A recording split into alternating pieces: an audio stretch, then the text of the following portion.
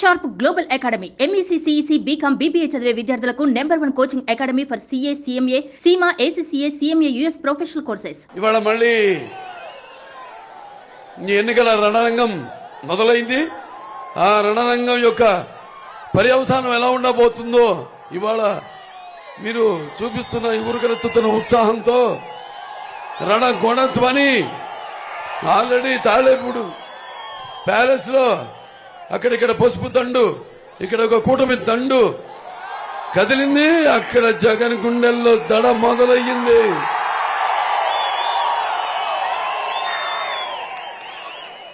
ఇవాళ ఒకసారి గతాన్ని, ఎందుకంటే నాకు ఇంత ధన్యమైన జన్మనిచ్చి నన్ను మీ అందరి గుండెల్లో ఆయన ప్రతిరూపంగా నిలిపినందుకు, మరి కారణ జన్ముడు, యుగ పురుషుడు, విశ్వవిఖ్యాత నట సార్వభౌమ, విశ్వానికి నట విశ్వరూపం ఎలా ఉంటుందో చూపించిన కారణ జన్ముడు, నా తండ్రి, నా దైవం, నా గురువు, అలాగే పేదవాడి ఆఖరు తెలిసిన అన్న, అలాగే జనం భవితకు భవిష్యత్తు ఇచ్చిన అమ్మ, అలాగే ఆయనకు అండగా ఉన్న ఆడపడుచులకు ఆర్థిక సహాయం అందించిన అన్న అయిన నందమూరి తారక రామారావు గారిని తలుచుకోవాల్సిన అవసరం ఉంది. ఎందుకంటే ముఖ్యంగా ఇప్పుడున్న పరిస్థితులు, ఎన్టీఆర్ అంటే కేవలం నందమూరి తారక రామారావు గారు మాత్రమే కాదు. ఎన్టీఆర్ అంటే ఏంటంటే ఒక నటనాలయం, ఆయన ఇల్లు ఒక నటనాలయం, అందులో ఆయన ఒక నటరాజ నరసింహుడు, టీ అంటే తారమండగంలోని తారక ధ్రువ తారకుడు, ఆరంటే రాజర్షి రారాజు, రాజకీయ దురంధర యుగంధరుడు, రమ్య కమనీయ సౌమ్య గుణతాముడు. అందుకే ఎన్టీఆర్ అంటే నటుడు నిర్వచనం, ఎన్టీఆర్ అంటే ఒక నవరసాలకు ఒక అలంకారం, ఎన్టీఆర్ అంటే నటనకు ఒక విశ్వవిద్యాలయం, ఎన్టీఆర్ అంటే ఒక నవశకానికి ఆనంద మంత్రం, ఎన్టీఆర్ అంటే నవ జాతికి దైవ సమానం, ఎన్టీఆర్ అంటే నానా జాతులకు దైవ స్వరూపం. అలాగే ఎన్టీఆర్ అంటే యువతరానికి ఒక ఆదర్శం, ఎన్టీఆర్ అంటే నెత్తురు మరిగేలా చేసే ఒక అగ్నికణం. అలాగే ఎన్టీఆర్ అంటే ఆయన నడిచిన మార్గమే భగవద్గీతలా సాగిన ఒక గొప్ప జీవితం నందమూరి తారక రామారావు.